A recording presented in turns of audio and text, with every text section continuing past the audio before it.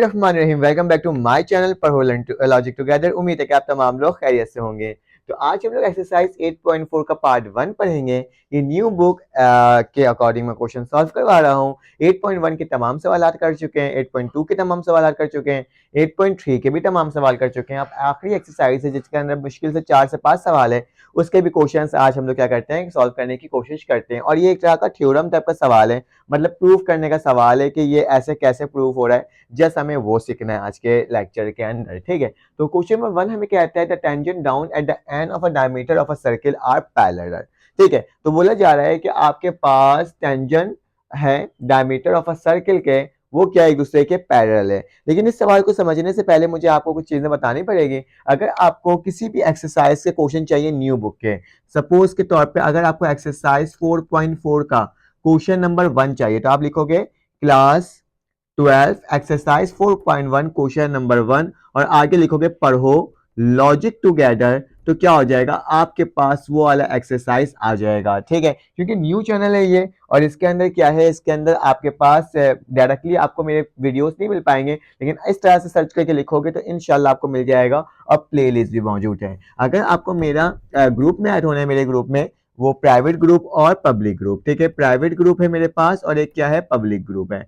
तो बेटा public group में क्या होता है, पब्लिक ग्रुप में आपको सिर्फ और सिर्फ यूट्यूब के लिंक्स मिलती है। लेकिन प्राइवेट ग्रुप में क्या होता है, प्राइवेट ग्रुप के अंदर हमें guest paper, target paper, MCQs paper, और सब्जेक्ट के नोट्स, ठीक है, प्रीलियम पेपर, और जो भी आप आपस में डिस्कशन कर सकते हो, वो तमाम चीजें आपको बेनिफिट मिलता है। तो आपने सिर्फ इसको एक दफा पेमेंट करनी होती है और पूरे साल के लिए क्या हो जाता है, ये फ्री हो जाता है। ठीक है, तो ये इन्फॉर्मेशन मुझे थोड़ी सी आपको देने थे अकॉर्डिंग टू दिस। थोड़ा सा सर्दी का भी माहौल चल रहा है ना, तो ये मार्केट थोड़ा सही से मिट नहीं रहा होता। खैर आप इसको समझने की कोशिश कीजिएगा। तो इस सवाल में आते हैं, कहा जा रहा है सर्किल के जो टेंजेंट ड्रॉ हुआ है डायमीटर से, वो क्या पैरेलल। तो देखो कुछ मुनासिब मैंने सर्किल बना दिया है। ठीक है, आप इसको समझ लेना कि क्या है, ये सर्किल है। और डायमीटर मालूम करने के लिए क्या करते हैं, हमें सेंटर मालूम होना चाहिए। क्या मालूम होना चाहिए, सेंटर। तो मैंने इसको सपोज कर लिया ये सेंटर है। सेंटर से लेकर यहाँ तक का हिस्सा क्या होगा, मेरे पास रेडियस होगा। ठीक है, सेंटर से यहाँ तक का रेडियस, रेडियस अगर कंप्लीट ड्रॉ कर दूं तो क्या हो जाएगा, मेरे पास डायमीटर हो जाएगा। ठीक है, तो ये लिखा हुआ है ना, tangent drawn at the end of diameter. Diameter का जो एंड है, एक ये पॉइंट है और एक ये वाला पॉइंट है। ठीक है, तो मैं क्या करता हूँ, यहाँ से एक टेंजेंट ड्रॉ करता हूँ। टेंजेंट ये होता है ना, जो पॉइंट से क्या होता है, टच होते हुए जाता है। ठीक है, और इस तरीके से मैंने कर दिया ड्रॉ। अब मैंने इस तरीके से ड्रॉ किया है, कहीं पर क्या होता है, कहीं पर इधर से डायमीटर बोलते हैं और इसको इस तरह से ड्रॉ किया जाता है, बात एक ही है। ठीक है, सबका। ठीक है, तो मैंने बोला कि ये जो टेंजेंट ड्रॉ हुआ है ना, इस साइड से end of the point of diameter, end of the point of diameter, this is parallel to each other. ये क्या है, एक दूसरे के पैरेलल है। आपको ये प्रूव करना है, circle are parallel to each other. तो आपने इसको पैरेलल बताना है कि दोनों लाइन पैरेलल जा रही है, और कैसे पैरेलल जाएगी उसको देखना पड़ेगा। तो उसके लिए मैं क्या करता हूँ, मैं एक अलग मार्कर से बता देता हूँ कि ये मेरे पास क्या है, लाइक दिस, ये वाले पॉइंट, ये एक्स एक्सिस है।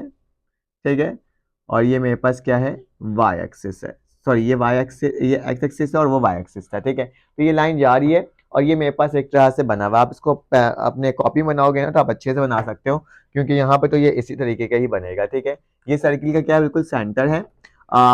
इसका नाम मैं बोल देता हूँ, ये मेरे पास ए है, ये मेरे पास बी है, ये इस टेंजेंट का नाम, ये मेरे पास सी है, ये मेरे पास डी है। ठीक है, सेंटर को बोल दिया मैंने ओ।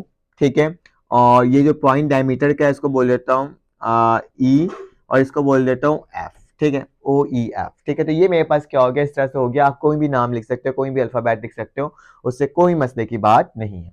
ठीक है, तो जरा गौर से देखना, मैं आपको एक चीज बता रहा हूँ कि अगर आपने याद सुना होगा, आपने पढ़ा भी होगा इससे पहले जो लेक्चर्स में चैप्टर में 7 में पढ़ाया था, कि अगर लाइन टेंजेंट से, एक पॉइंट से टेंजेंट यूं गुजर रहा हो, तो वो लाइन हमेशा क्या होता है, उस लाइन के, उस टेंजेंट डायमीटर की क्या होता है, उस लाइन के परपेंडिकुलर होता है। क्या होता है, परपेंडिकुलर। और परपेंडिकुलर हमेशा क्या करता है, 90 का डिग्री बनाता है। कितने का डिग्री बनाता है, 90 का। उसी तरीके से अगर इधर से देखूंगा, ये लाइन इस तरह से जा रहा है, तो ये वाला भी क्या होगा, मेरे पास 90 का क्या बनाएगा, डिग्री बनाएगा। ठीक है, इस तरीके से। तो ये वाला हिस्सा भी 90 का डिग्री बना रहा है और ये वाला हिस्सा भी 90 का डिग्री बना रहा है। इस चीज को आपने क्या करना है, आपने याद रखना है कि जब भी परपेंडिकुलर एक भी टेंजेंट लाइन पास हो रहा हो एक पॉइंट से, तो वो उस लाइन के साथ क्या बनाता है, परपेंडिकुलर, मतलब एक तरह से 90 का डिग्री बना रहा होता है। ठीक है, तो आपने बोलना है यहाँ पे लिखना है एज वी नो डैट, हमें मालूम है और फिगर से ही पता चल रहा है कि अगर मैं एंगल लिखूं, क्या चीज, ये देखो एंगल देखो ओ ई डी, ठीक है, ओ ई डी यही है ना, इन सब लाइन में मिलाने के लिए लिखता हूं angle of O E D. O E D क्या बना रहे हैं, मेक्स एंगल 90 डिग्री, क्या बना रहे हैं 90 डिग्री बना रहे हैं। तो उसी तरीके से क्या होगा, सिमिलरली मेरे पास एफ, ये देखो ओ एफ डी, बी भी क्या बनाएगा 90 डिग्री बनाएगा। तो मैं बोलता हूँ सिमिलरली मेरे पास जो एक मिनट को, तो सिमिलरली मेरे पास क्या हो जाएगा, ओ उसके साथ साथ एफ बी का जो एंगल होगा वो भी क्या बनाएगा 90 डिग्री बनाएगा। ठीक है, ये दोनों क्या बन रहे हैं, इंटीरियर अल्टरनेट एंगल्स बन रहे हैं। ठीक है, याद रखना ये इंटीरियर एंगल्स है, ये अंदर सर्किल के अंदर एंगल बन रहा है, ये भी सर्किल के अंदर एंगल बन रहा है। तो बोथ आर क्या है मेरे पास लाइक अ इंटीरियर एंगल्स। तो यहाँ पे लिख सकते हो दिस आर इंटीरियर एंगल। मुझे मालूम है ये कौन सा एंगल है, इंटीरियर एंगल है। क्यों एंगल है इंटीरियर एंगल, L1 मैंने इसको बोल दिया जो कि बराबर है किसके, L2 के। ठीक है, एंगल 1 बराबर है किसके, एंगल 2 के, L1 नहीं, एंगल 1 बराबर है किसके, एंगल 2 के। मैंने इसको नाम दिया था एंगल 1 और इसको नाम दिया था मैंने ये इस तरीके से बनाया हुआ। ठीक है, एंगल 1 और इसको नाम दिया क्या गया, एंगल 2। तो एंगल 1 बराबर है किसके, एंगल 2 के, और दिस आर इंटीरियर एंगल, और ये क्या है इंटीरियर एंगल भी है। ठीक है, क्योंकि सर्किल के अंदर बना है। अल्टरनेट इंटीरियर एंगल बोलोगे तो ज्यादा बेहतर है, तो अल्टरनेट इंटीरियर एंगल्स है। ठीक है, तो ये मैंने आपको बता दिया। अब ये अभी तक प्रूफ नहीं हुआ है कि मेरे पास ये पैरेलल है कि नहीं है, तो लिखूंगा यहाँ पे एक और वर्डिंग लिखूंगा, if alternate angles are equal, अगर अल्टरनेट एंगल क्या हो जाए, इक्वल हो जाए, तो their tangent line, their tangent lines are parallel to each other. अगर मेरे पास इंटीरियर एंगल सेम होगा तो क्या होगा, उस सर्किल का जो टेंजेंट लाइंस होंगे, ठीक है, वो क्या होंगे, पैरेलल होंगे ईच अदर। ठीक है, are parallel to each other. तो दिस इज योर आंसर। तो इसलिए मैं क्या करूंगा कि मेरे पास जो ए बी है, हमारे पास क्या है, ए बी है, वो क्या है, पैरेलल है किसके, सीडी के। तो दिस इज योर आंसर। हमें जस्ट यही प्रूव करना था, क्योंकि इसमें लिखा हुआ नहीं था कि आपने किस तरह से प्रूव करना है, तो आप किसी भी मेथड से इसको प्रूव कर सकते हो। मैंने क्या करा, इंटीरियर एंगल को बोला कि एक दूसरे के क्या है, ये पैरेलल है, दैट्स वाई मेरे पास क्या है, मेरे पास ये एंगल क्या है, पैरेलल टू ईच अदर है। ठीक है, ये दोनों मेरे पास टेंजेंट जो है वो क्या है, पैरेलल टू ईच अदर। अब हमारे पास क्वेश्चन नंबर 2 आ गया है, चलो आ जाओ इसको भी सॉल्व करते हैं। और ये वाला सवाल भी क्या है, एक तरीके के प्रूफ का सवाल है। लिखा हुआ है अ नॉर्मल, जो हमारे पास नॉर्मल ड्रॉ होता है सर्किल का, वो पास हो रहा है सेंटर से, आपने ये प्रूफ करना है। तो सिंपल सी बात है, एक सर्किल इस तरह से बना दो, ठीक है, और क्योंकि सेंटर से पास करना है तो मैं एक्स एक्सिस और वाई एक्सिस को इस तरीके से बना देता हूँ, और एक लाइन जो है जो नॉर्मल है वो मेरे पास क्या हो रहा है, वो सेंटर से पास हो रहा है। ठीक है, तो लाइक दिस, ये मैंने क्या कर दिया, ये पास किया, और इस पास करते हुए एक नॉर्मल ड्रॉ किया इस तरीके से। ठीक है, तो ये मुझे प्रूफ करना है कि ये क्या हो रहा है मेरे पास, ये मेरे पास like normal to a circle passes through a centre, मतलब बिल्कुल सेंटर से पास होता हुआ जा रहा है। तो जाहिर सी बात है ये सेंटर से पास होता हुआ जा रहा है, तो 0,0 होगा इसकी सेंटर की वैल्यू। तो देन आपने इसको प्रूफ करना, और इंशाल्लाह ये बहुत अच्छे से प्रूफ हो जाएगा। तो एज वी नो दैट, हमें मालूम है, एज वी नो दैट, क्या हमें मालूम है, हमें मालूम है सर्किल की इक्वेशन अगर वो सेंटर से पास हो रहा हो, तो लिखूंगा सर्किल इक्वेशन विथ सेंटर 0,0। ठीक है, 0, अगर 0 हो और मुझे पास क्या हो जाएगा, उसकी इक्वेशन क्या होती है, एक्स का स्क्वायर वाई का स्क्वायर इक्वल टू आर का स्क्वायर। इक्वेशन नंबर 1 का नाम मैंने इसको दे दिया। अब हमें एक और चीज मालूम है, और इसमें रेडियस किसके बराबर होगा, रेडियस मेरे पास होगा आर, सॉरी रेडियस बराबर होता है आर, जो कि मेरे पास एज अ कांस्टेंट टर्म के तौर पे मैं इसको यूज करूंगा। ठीक है, क्योंकि मुझे निकालना होगा इसका स्लोप ऑफ द टेंजेंट, और फिर स्लोप ऑफ द नॉर्मल, क्योंकि स्लोप ऑफ द टेंजेंट क्या होता है, रेसिप्रोकल विद अपोजिट साइन होता है स्लोप ऑफ द नॉर्मल के। जब नॉर्मल का स्लोप निकल जाएगा तो उसका इक्वेशन फाइंड आउट करूंगा, और जब इक्वेशन फाइंड आउट करने के बाद लेफ्ट हैंड साइड और राइट हैंड साइड इक्वल आ जाती है तो दैट्स मीन मेरे पास क्या हो जाएगा, normal to a circle passes through a centre of a circle. तो ये पता चल जाएगा कि मेरे पास नॉर्मल है वो सेंटर से क्या हो रहा है, पास होता हुआ जा रहा है। ठीक है, तो मैं इसमें सबसे पहले क्या लिखूंगा, डेरिवेटिव। ठीक है, डेरिवेटिव ले रहा हूं मैं किसका, विथ रिस्पेक्ट टू एक्स। ठीक है, विथ फंक्शन ऑफ वाई। ठीक है, derivative with respect to x. ठीक है, थोड़ा सा सही से लिख देता हूँ वरना फिर आप बोलोगे सर आप क्या लिख के आ रहे हो, कुछ समझ ही नहीं आ रहा। ठीक है, तो मैं दोबारा से थोड़ा सा बेहतर अंदाज में लिखने की कोशिश कर लेता हूँ। ठीक है, डेरिवेटिव विथ रिस्पेक्ट, ठीक है, विथ रिस्पेक्ट टू एक्स। हम क्या कर रहे हैं, डेरिवेटिव ले रहे हैं विथ रिस्पेक्ट टू एक्स।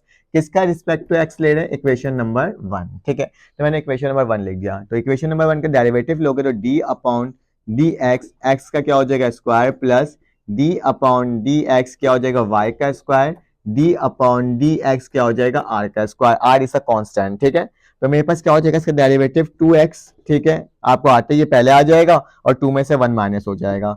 बेटा y है तो ये 2y हो जाएगा, क्योंकि ये अपोजिट है तो क्या लिखते हैं, dy अपॉन dx। और कांस्टेंट टर्म का डेरिवेटिव क्या होता है, 0, तो मैं इसको बोल दिया 0। ठीक है, इसको उठा के उधर ले जाऊंगा तो मेरे पास क्या हो जाएगा बेटा, 2y d y upon d x किसके बराबर हो जाएगा, उधर जाके माइनस का 2x हो जाएगा। ठीक है, और 2y को नीचे डिवाइड कर दो तो क्या हो जाएगा, लाइक इस तरीके से d y over d x. ठीक है, माइनस का 2x अपॉन 2y, 2 से 2 कैंसिल आउट, तो d y upon d x किसके बराबर हो जाएगा, माइनस का x ओवर y।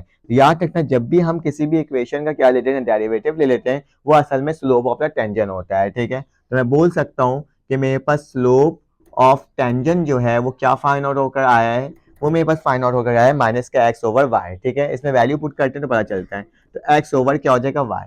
याद रखना स्लोप, और मैं इसको m से शो कर रहा हूँ, स्लोप ऑफ नॉर्मल। अब स्लोप ऑफ नॉर्मल निकालना है तो याद रखना स्लोप ऑफ नॉर्मल क्या होता है, रेसिप्रोकल होता है आपके पास स्लोप ऑफ द टेंजेंट और उसके अपोजिट साइन के साथ। तो इसका रेसिप्रोकल क्या होगा, y over x, opposite sign क्या होगा, पॉजिटिव। ठीक है, तो ये मेरे पास स्लोप ऑफ द नॉर्मल हो गया। अब मुझे पॉइंट गिवन है। ठीक है, पॉइंट ऑफ द सर्किल क्या गिवन है, पॉइंट ऑफ सर्किल जिसको मैंने बोला था क्या था मेरे पास, x comma x1 comma y1। ठीक है, ये मेरे पास स्लोप है और मेरे पास क्या हो जाएगा, इसकी वैल्यू क्या है, 0,0। ठीक है, तो ये मैंने लिखकर दिखा दिया।